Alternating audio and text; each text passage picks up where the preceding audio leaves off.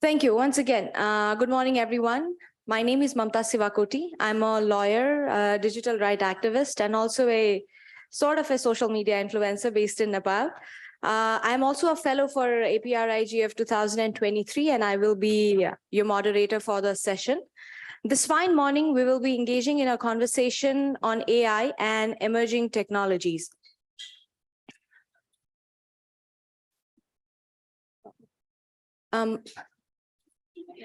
No, not the lunch break though.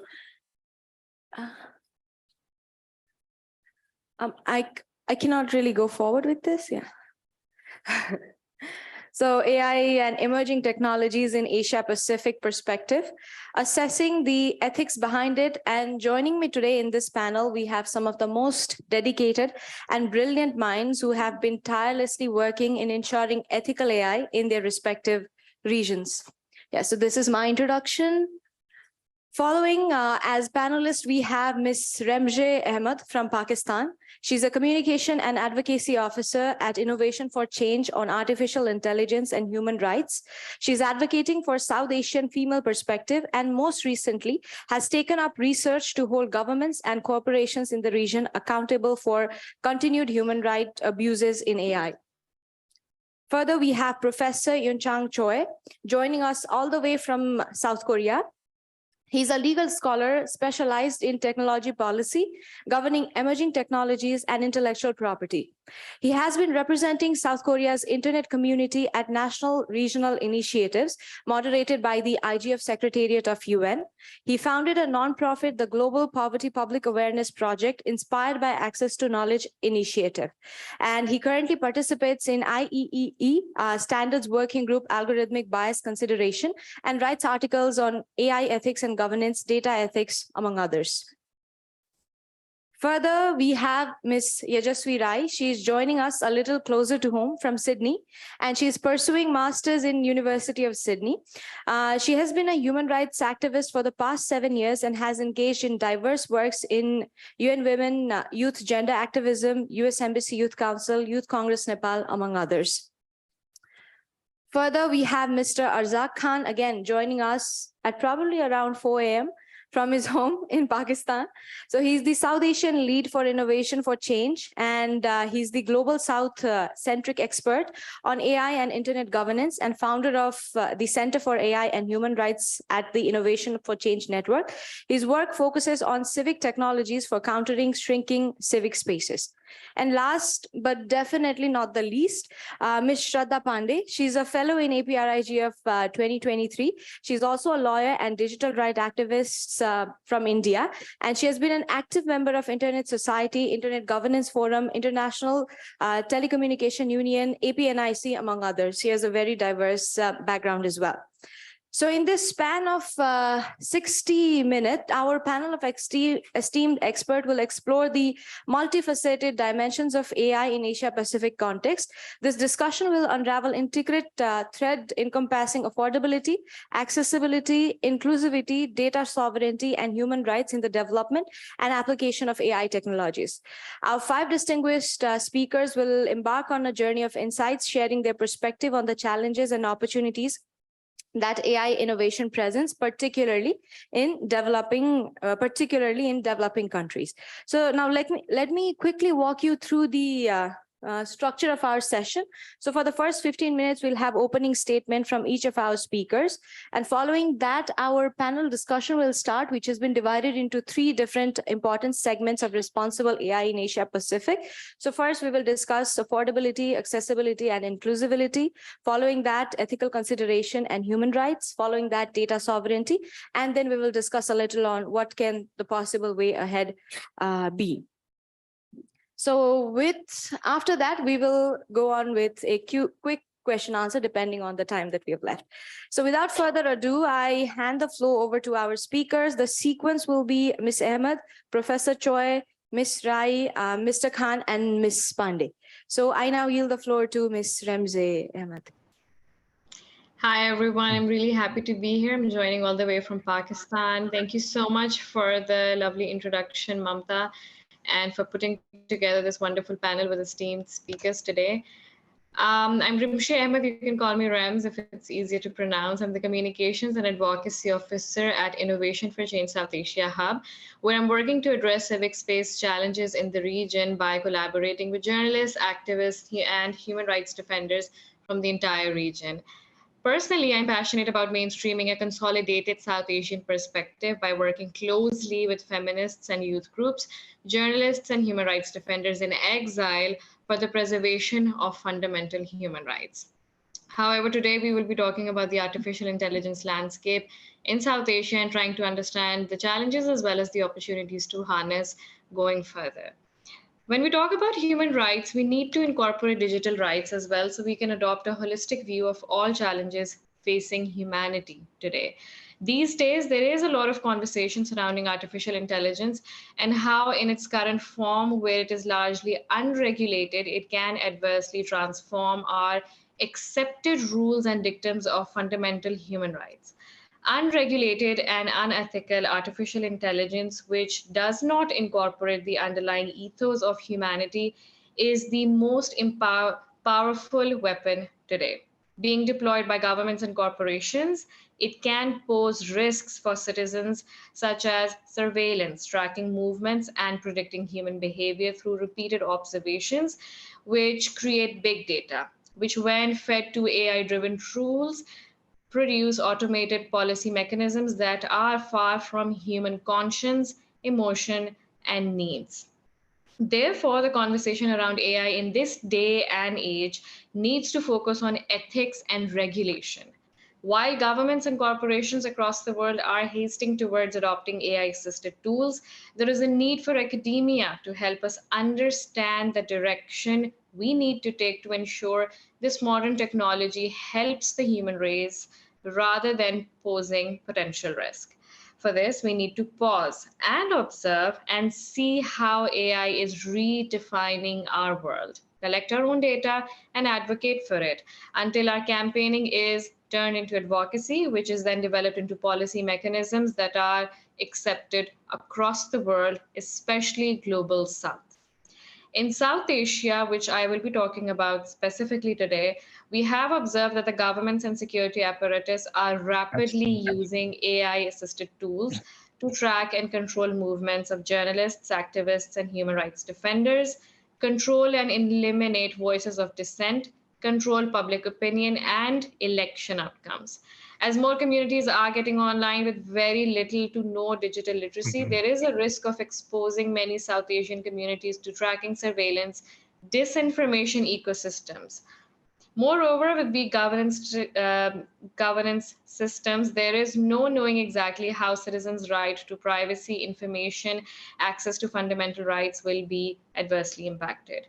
To highlight the case of South Asia, I foresee South Asia Hub has developed the Pioneer Artificial Intelligence and Human Rights Center, which works for holding governments and corporations accountable for their continued human rights abuses, and it advocates for transparency and an ethical use of AI-assisted tools for the protection of democracy, citizens' rights, and freedom.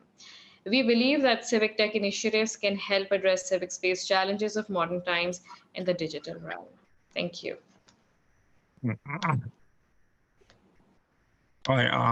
Recently, I published my book on AI governance and ethics, and I mentioned about some reasonable regulatory framework when it comes to AI, because AI gives us a lot of risk, and then altogether with many benefits.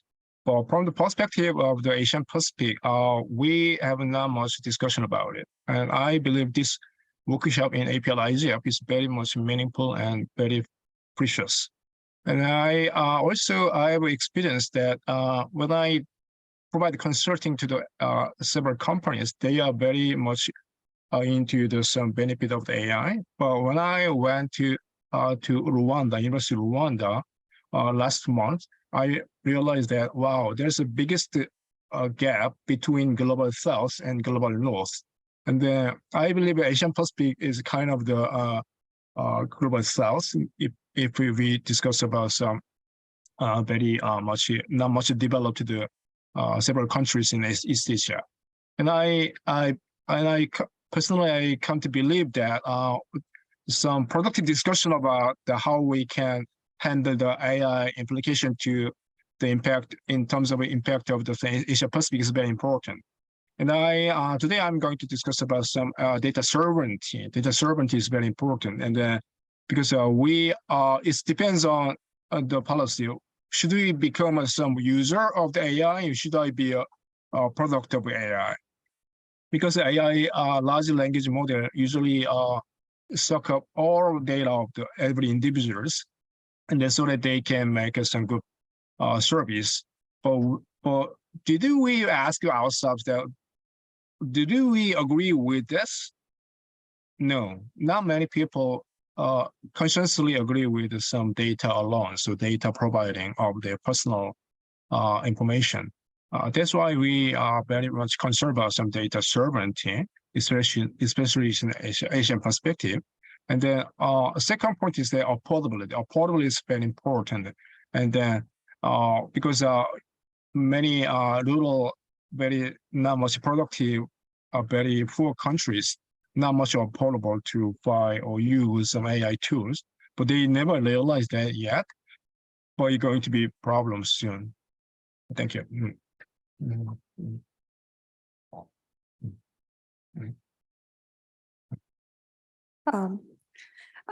Hello, everyone.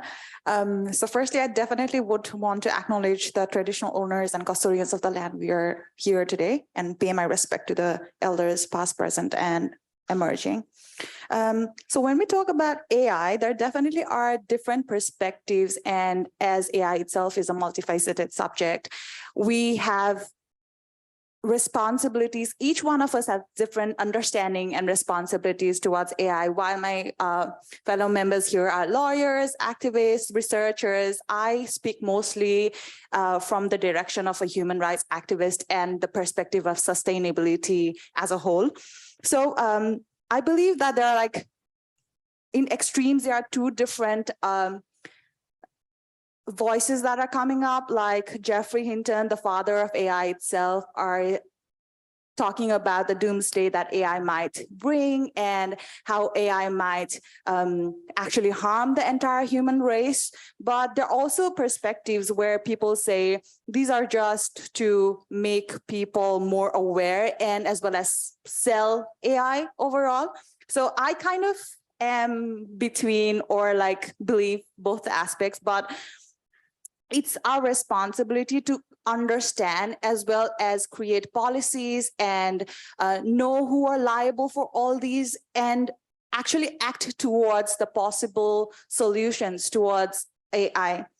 So when I talk about sustainability and its AI and its relationship with sustainability, I definitely acknowledge the fact that AI and digitalization as a whole is a disruptive technology at the moment at hand. And the significant impact of this will come beforehand when the government and the regulatory bodies will even understand what the challenges these technologies might bring. So even in its infant stage, very large and diverse impacts have been seen in terms of environment, economic, and social aspects, and the challenges are only soaring up.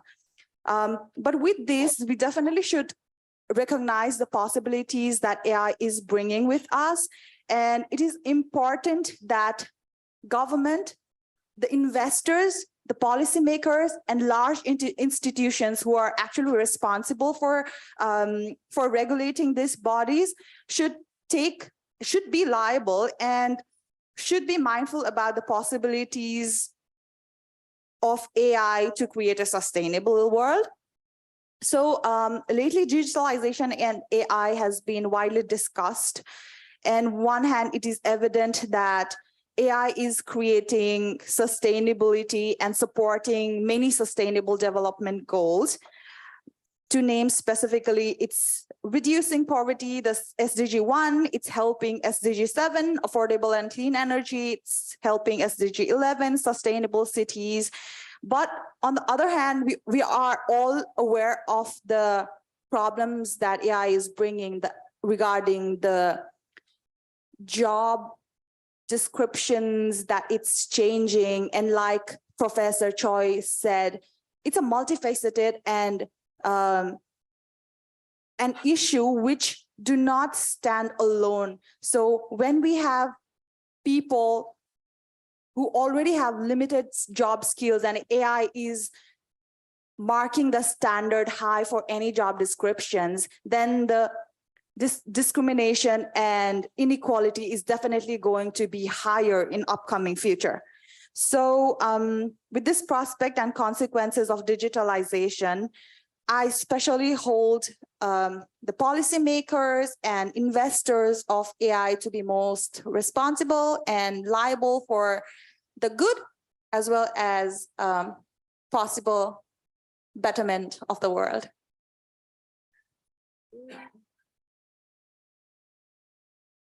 Yes, Arzak, the floor is yours. Thank you, Mamta. For me, AI is one such technical field that is transforming human society to one of robots and machines. AI includes machine learning, natural language processing, big data analytics, algorithms, and much more.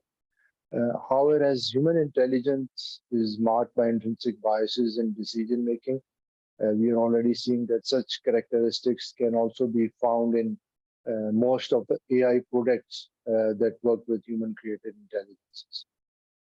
These phenomena of bias and discrimination rooted in a cluster of technologies and embedded in social systems are a threat to universal human rights. In my South Asian experiences, I've seen at firsthand that AI systems affect the human rights of vulnerable individuals and groups more by facilitating discrimination. Thus, it's creating a new form of oppression that's rooted in technology. Governments around the world, and most importantly, companies are turning to automated artificial intelligence tools to make sense of what people posting on social media for everything, ranging from hate speech detection to criminal investigations, tracking people's movement, tracking refugees, taking down hate speech content or extremist propaganda, are using automated technology to accomplish all these tasks on a massive scale and the kind of analysis that humans can achieve on a lesser scale. So my work at the AI Center for Human Rights and looks at primarily the implications of technological advancements in AI and its integration across society and the development of policy and governance solutions for the challenges rapidly emerging in the digital ecosystem because of AI. And I also explore the potential risks on use of AI systems deployed in critical infrastructure, mass manipulation, and platform regulation from a Global South perspective. Thank you.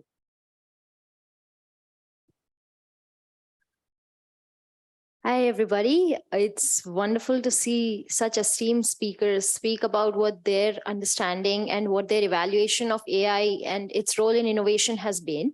So I come from a very analytical perspective based on the policies and trends that I'm observing in India in the recent times regarding the regulation, governance, and the rules of law that are being framed with respect to AI.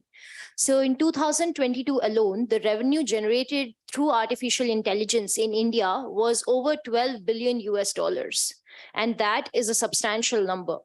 So the government in India is trying to bring up new policies, new laws in a way to promote AI, to promote innovation through sustainable means of AI regulation. However, there are a lot of problems with respect to the way the laws have been framed and the erstwhile policies that are framed that they're now seeking to employ for the governance of AI. And they are at contradictions with each other at multiple levels. So I'll analyze some of the very few contradictions that have come up over the past and how the government is now trying to come up with new policies, new perspectives on how they can regulate it. So the trends of Indian government in recent times have been to highlight AI to become a global innovation hub, and they're encouraging a lot of new innovations in the field. But the question that keeps coming up over and over again is regarding the ownership or the protection of AI-related inventions and AI-related patents. So the questions of copyright issues, such as who owns the copyright of a work that is generated by an AI, is something that is being questioned in the courts of law, as well as in policies that are being framed for governance. The question that we are also trying to grapple with is whether personhood can be attributed to an AI, because patents can only be granted to persons who bring up new innovative ideas and new creative inventions. So these trends are leading to a scenario where we are trying to obtain AI generated works. We are trying to obtain copyrights and trademarks over AI generated works and the patentability issues that are going along with it. Furthermore, we're also seeing antitrust and competition laws over companies which are using the algorithms, which are using AI for their regulations in their respective domains. And they're trying to see whether they are actually a violation of competitive practices. But since there are no strict laws about it, they're unable to figure out how to regulate these further. So this is again causing a lot of issues about the governance of this field, and each and every case is becoming an individual scenario, which is sort of trying to set a trend, but then it contradicts the next case that comes before the courts. So in recent times, the government is trying to come up with policies through its internal think tanks about how they can evaluate this process and come up with a streamlined approach. And they're trying to come up with new data protection laws, which are taking in public opinion. But the question still remains about how much of these public opinions are being heard and how much of them are being implemented in the policies that are ultimately framed and implemented in the country. Back to you.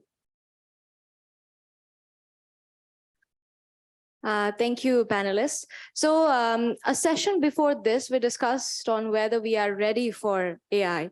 And I guess the consensus was that we don't really have a choice.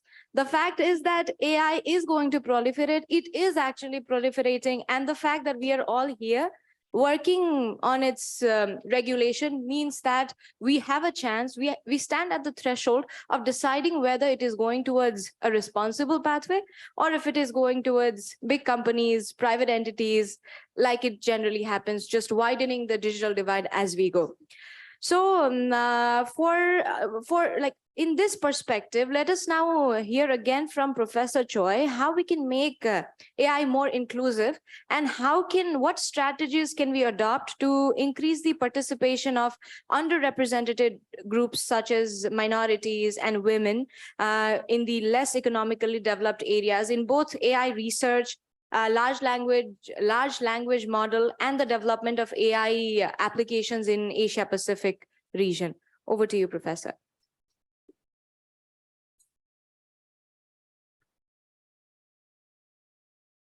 Yeah. Thank you, Mamta. As you see this graph, AI already surpasses human at the number of tasks. And then it also surpassing the handwriting recognition, speech recognition, image recognition, and reading comprehension. And then when it comes to generative AI has started, we're seeing a significant change in knowledge production and content production. Especially we are experiencing which has never been new phenomena when in writing and content production. The problem is that my point is very clear. The problem is that as the rise of AI, large language model, all models has been provided by one country or two countries. Could you see the lot of the large language models? And then it's all from Silicon Valley, USA. There's no Asian. I can see only one or two. This is a fact that only two countries in Asia could produce the large language model. This is China and South Korea. And rest of them cannot make any large language model. This is reality. This is technical reality. It means that 90% of the all population in East Asia Pacific, they do not have any knowledge about their own algorithm on LLM, large language model, and they do not have their own control over their own data. This is a really striking difference between how we make the LLM model, how we consume the LLM model. because we are all Asian as people population, 99% they are just users or consumer or data provider. They do not handle their own LLM model. This is a problem. Okay, this is my first point. The Asian Pacific people, they cannot have their own control on LLM, and they all are their customers or some data providers. My second point is that there's a growth of the training cost of large language model. As you see, there's some BERT, GPT-3, and Lambda, and Palm. So all language model training cost is skyrocketing, has been skyrocketing. It's very expensive. That means eventually the cost of the large language model training going to shift into the burden of the Asian Pacific users, I believe. How can do you have another alternative solution? No, there's not much solution. As much as you just depends on your commercial LLM model. But I have a suggestion that if we focusing on this open source model, we can say Bloom. Bloom is not the commercial proprietary model. This is the open source model. This is it provide 90. It provide 9 languages and open access. It's all free. It has been available collaboration with all across the world, large contributors and researchers. This is one of the really good example. And do you know Meta? Meta is a commercial company, but they decide to provide a large language model for free. This is a large language model, open source. We can say seamless M4T. This is a little bit different approach compared to some other language models. But we never know.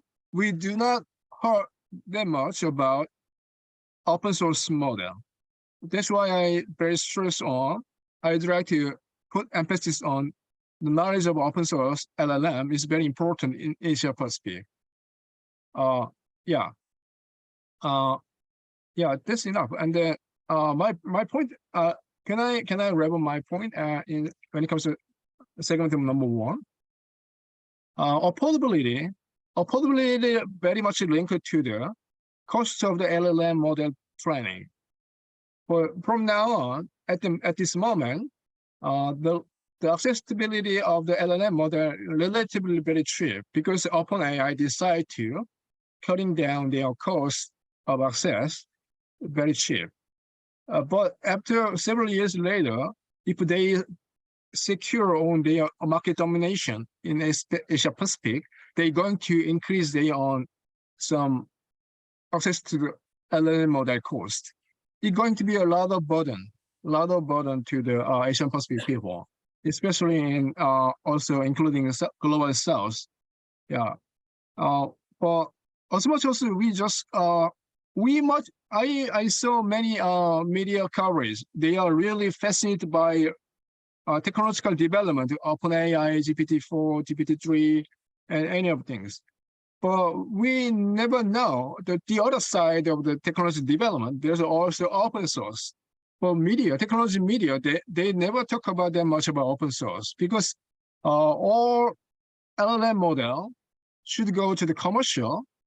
I believe that some low-income countries, Asia Pacific, they cannot make it. They cannot make it, and that means it causes a lot of the information gap, and we can call it AI gap. AI gap is a looming problem. We never see it right now, or is it going to real problem? How can we change this the trend? How can we change it? Should the Asian Pacific make some new large language model, our own technology? Or it's almost impossible. But instead of this, we should know that there's some possibility of open source. Open source is really, the problem is that open source LLM has been attacked by so many commercial companies because they believe it's a copyright infringement. But I believe copyright infringement problem of the OpenAI solution, for example, stability AI, is only part of the problem. Because of some commercial because of some open source AI have some copyright problem, should we delete all of it? No, I don't think so. Copyright problem we can negotiable and we can find an alternative way. But the blame of the copyright infringement is not much justification for the deletion or some disregard of the open source model. I strongly suggest that open source model is one of the very good solution for the portability. Yeah, thank you. Thank you, Professor. So definitely a lot of finances and a lot of technical expertise is required to make sure that we have functioning AI. So in that context, and as we advocate a lot of MSG, multi-stakeholder group collaboration, my question to Arzak is a potential collaboration, a public-private partnership possible to make sure that we can find some sort of cost-effective solution to cater the challenges that we find in developing countries? Thank you, Mamta. I think true impact of AI-based solutions will be in our hospitals, on our farms, on the roads, in schools, in warehouses, and at homes, and almost in every sector of the digital economy. The capability to address unique challenges faced by our region is growing year on year as new applications emerge from the application of technical advancements, digitalization, which is very important, and as challenges are overcome, the barriers to adoptions are lower. In terms of opportunities, I think South Asia has a strong basis for progressing in AI technologies, as we are going through a digital revolutions of our own as well. So there is clear evidence that is emerging that each domain area in AI is reaching a level of maturity where wide-scale impacts are possible. Uptake is happening as well in countries like India, Bangladesh, Pakistan, Sri Lanka, and Nepal. But there is a need to accelerate the pace with appropriate public and private sector investment. Unfortunately, South Asia lacks a functioning ecosystem covering AI that can establish the foundations for boosting value created by innovative development and deployment of these technologies. No single player, I believe, can achieve this alone. The sharing of assets, technology, most importantly, skills and knowledge is crucial for it. In addition, for scaling the deployment of these technologies in real-world applications, the critical mass of engaged stakeholder is needed. A failure to properly invest in AI will significantly restrict South Asian engagement in emerging global AI markets. And as a consequence, we will see a negative impact on, in particularly B2B markets in which South Asia is growing stronger day by day. And in addition, I think if South Asia a trustworthy approach to AI, smart systems from other parts of the world, which are not based on our social values, are likely to take over our markets because there will be no alternatives to it. Thank you. Thank you, Arzak. So while we are finding solutions in regards to accessibility and affordability, there are also talks, especially in developing regions of Asia Pacific, that there might be some human rights concerns. What if AI take away our job? What if our people are not capable enough to ensure that their job develop along with AI? So Yajaswi, in this light, as AI systems are increasing throughout the region, and there are a lot of opportunities that comes with it, there are also a lot of human rights issues that are being raised, especially concerning job security, privacy, among others. Like, what are your take on it, and how do you believe we can navigate this delicate balance between harnessing the benefit of AI while also safeguarding the human rights associated with it? Like I said, it's a very multifaceted topic, and the investment and policy, as I say it, still plays a very crucial role into it. So when we talk about investment, we should think, where are the source coming from? Like, for example, right now, there is there's a very crucial case in Kenya, I guess, where people are asked to judge like is this a bottle? Yes, this is a bottle. Like, but also like very videos which take a lot of emotional toll, like which are in the history, which are very drenching and everything. So they are just being paid around $1 every hour, which is a lot than what it should be. Like emotional toll can definitely not be monetized, but it's still the source of our ease is coming from exploitation of human rights. And that's where we should draw our lines to form policies and our investments. Like, should $1 be given to those people just because I want my assignments to finish fast? So is that the thing? Apart from that, we also talk about the policies that come through, like, for example, there are different race of, not just race, but also a collaboration to form better policies. For example, European Union is making laws to regulate AI, where like no massive supervision is allowed, or like the use of AI should be very transparent and everything. Whereas China is approaching a policy measure where a comprehensive approach is taken. And when we feel like the YouTube, where YouTube suggests us a video or a song, that's not going to harm us. But what if the entire population is actually being shown the same video, the same perspective, and given that, like, this was one of the most crucial issue raised during the election campaign of Donald Trump, and also in many other cases, election campaigns, where the entire population is being shown and like thrown the same videos, the same perspectives. There's a very interesting case where Indian children or like Indian youths were not one of the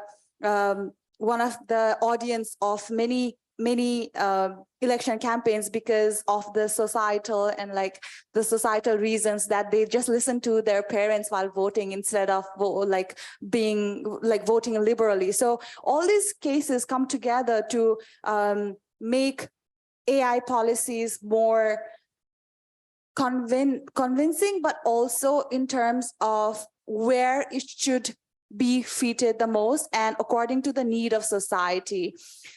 I would also want to focus on the investment we do to our society as a whole, rather than solution which is just AI focused. For example, when Japan is advocating about the policies of AI, they confidently say that we don't need AI policies because we trust in our people. Like we know that AI, like people knows what's good and what's bad. So is investment in society equally important overall than just investing in AI? And I think yes, and it's both very necessary. Thank you. Definitely. While AI makes our life a lot easier, ChatGPT makes it really easy for us to write assignment. Do we really know how the data is actually being processed or how it might later be used? And as very rightly pointed out, the citizens of Japan may be able enough to understand that the pretty package is not what it is made out to be, but citizens of Nepal, citizen of India, citizen of developing regions, or even majority of developed countries might not have that level of knowledge, which can lead to massive human right violation because of consumption itself. Now, this is an aspect of human right violation pertaining to consumption and private companies. But again, there also is a facet of human right violation pertaining to AI and government, regarding how government is using AI-powered tools for surveillance, among other things. And in this matter, I would like to pass the floor over to Rems, who has on-field experience on how AI is being used by governments in Pakistan, maybe just discussing a little bit on migration issues that is happening around the country, and just real case study on how it is actually happening. Over to you, Rems. Thank you so much for that, Mamta. So we have evidence, and you can see it in our report as well, that's been published by the Artificial Intelligence and Human Rights Center, that when we look at AI, this lack of commitment to free speech and AI regulation is actually concerning. Algorithms and AI determine content visibility, leading to personalization that can reinforce biases and limit exposure to diverse views. This can be exploited to promote inflammatory content or disinformation, potentially undermining information diversity. Disinformation ecosystem in South Asia is a divisive factor when it comes to political engineering, especially understanding the time of elections and how that plays out. Now, this is a field that's been talked about, that is being considered, but at the same time, there's not enough data to support what needs to be done. And therefore, there is a dire need to understand what's actually happening on the basis of which we can further advocate as part of civil society groups. We know for a fact that the digital transformation has led to the rise of social networks and personalized news consumption, potentially contributing to echo chambers and political polarization. AI's ability to observe, analyze, and react in real time can lead to automated content moderation, increasing its role in shaping communication dynamics. When we specifically talk about AI surveillance, weak legal enforcement and authoritarian systems in countries like Pakistan, Bangladesh, India, Sri Lanka, and Maldives often fail to protect individual rights in surveillance programs. AI surveillance amplifies these issues, enabling governments to automate monitoring functions and cast a wider surveillance net. Now, we know for a fact that Chinese companies are prominent suppliers of AI surveillance technology in the region, raising concerns about authoritarian technology export. And Pakistan is one such example where, in the name of safe cities, AI surveillance technology is being used without any safeguards. However, we also know that in countries with stronger rule of law traditions like India, ethical concerns arise due to facial recognition errors and biases in AI training datasets that impact predictive policing and other law enforcement tools. Now, if we take the concept of AI surveillance on migration and try to understand how that particular area or that particular group is being adversely impacted using AI technology, I'll be quoting two research reports from Europe's Techno Borders and Artificial Intelligence, the new frontier of the EU's border externalization strategy, which basically highlight how Europe has used AI tools to predict migration flows and has enacted muscling up policies for the externalization of migration control. There's this idea of smart borders again, which is being adopted by countries across the global south, also owing to the political instability in some host countries which are bordering some other countries. Now, these tools make it possible to control activities beyond borders and to detect immigrants before they reach the borders using AI algorithms, drones, facial recognition systems, biometrics, satellite images, sensors, mobile operators, and social media data analysis. We also know for a fact that there is an Israeli security company, Elbit, which has established an advanced surveillance system, and it has been tested in Arizona. Now, when surveillance technologies are deployed with the purpose of anti-smuggling, trafficking, or counterterrorism in countries where democracies are fragile or there are authoritarian governments, they can easily end up being used for the repression of civic space and freedom of expression.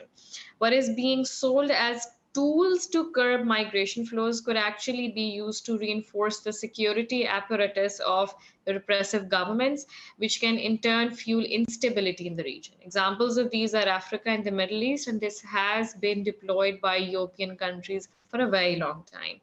At the same time, Europe's Techno Borders highlights how the security obsession has been applied to the EU's border for decades, equipping them with ever more advanced technologies. There's no end to it. Whoever manages to enter or cross over these smart or heavily controlled borders, they are biometrically registered and screened against large-scale databases, raising serious concerns on privacy violations, data protection breaches, and questions of proportionality. Now, apply this to a region like South Asia and countries like, for instance, Pakistan and Afghanistan. We know for a fact that security agencies are regularly tracking Afghan journalists, activists, human rights defenders who are fleeing the country in search of safety via social media platforms. But what we need to now gauge is see how and to what extent AI-assisted tools are being used. The same can also be applied for countries like Myanmar, from where the activists are fleeing all across the region of Southeast Asia.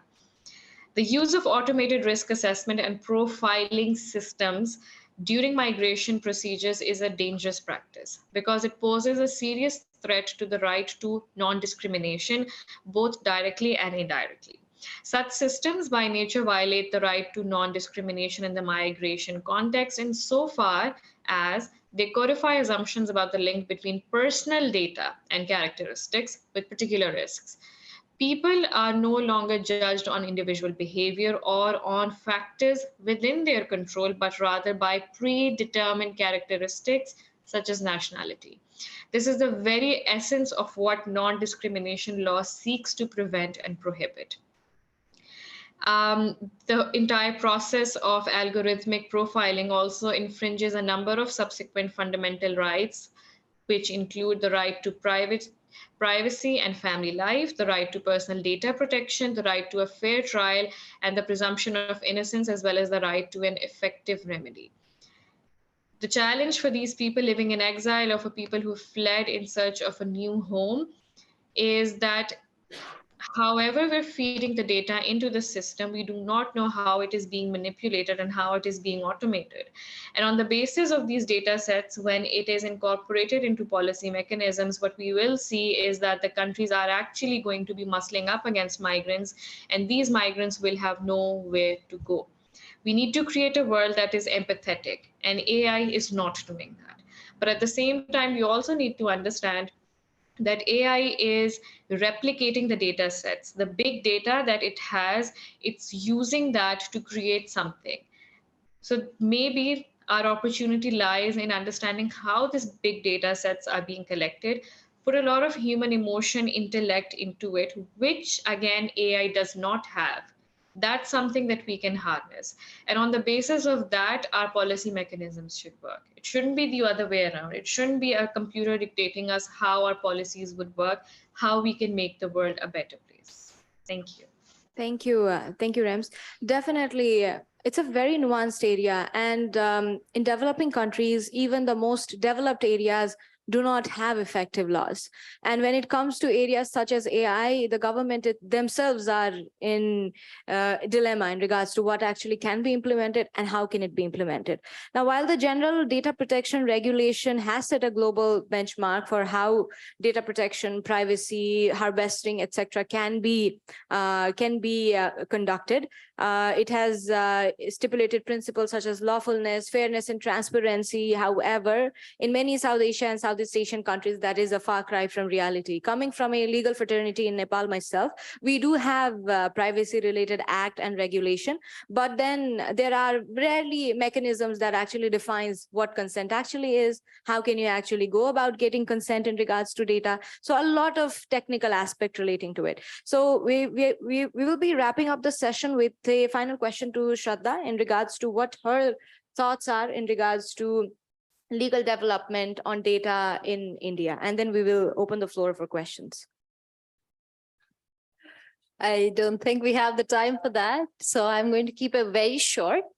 What I'm looking at the moment is with respect to governance and policies that are being framed for artificial intelligence and assistive technologies. Currently, the governments as well as the companies are managing and they're working in a gray area where there are no rules that expressly allow you to utilize these assistive technologies. There's nothing that expressly bars you either. So that allows you to function in that gray area and utilize those technologies, especially if you have the means to utilize them and if you're rich enough to utilize them. So that has to be streamlined. And there are certain policies that are being highlighted, that are being brought to the forefront, such as making a lot of the generative AI data public and open source as long as it's anonymous. as long as it's maintaining the privacy of the individuals. So what they're doing is all the publicly shareable data, they're trying to bring that together to leverage the AI in the field of healthcare, in the field of road safety, in the field of detection of financial frauds that are being committed against people, to promote the ethical and responsible use of AI systems, to build these bias-free data sets that are that can be created over a period of time, to build fairness and transparency. And one of the most important feature that is being highlighted, and it is currently going in the right direction, is building an accountability feature in these AI systems by making it more transparent. So along with that, providing a certification of the AI systems and providing incentives for compliance and spreading awareness about these privacy features and the problems that were pointed out by almost all speakers is the need of the hour. Thank you. Thank you. While I understand that the timer here shows that our time is up, I just have a small note that we started a little late. So at around, we do have another session. So maybe if with the permission of the organizer, if 1 minute, do we move on? Yeah, so I request Professor Choi to give his concluding remark, and we'll formally close the session.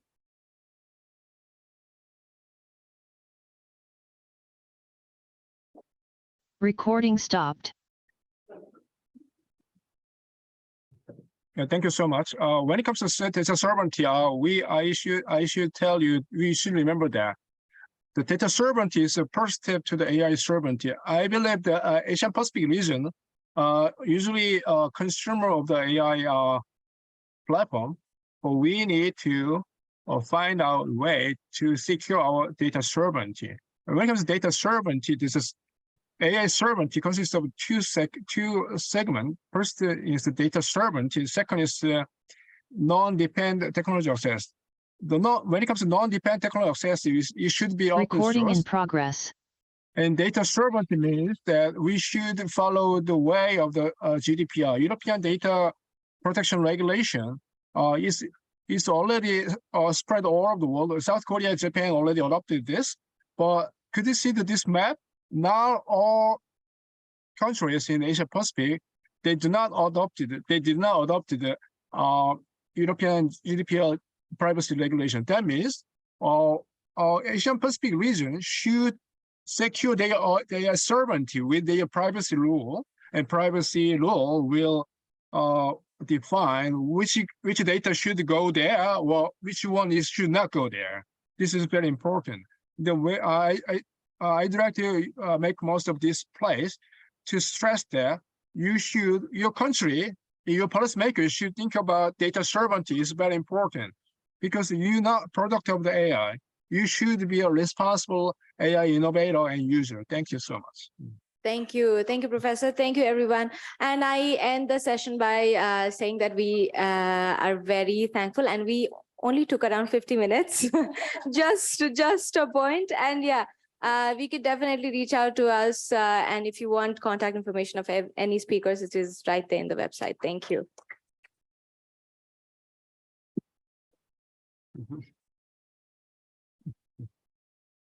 Recording stopped.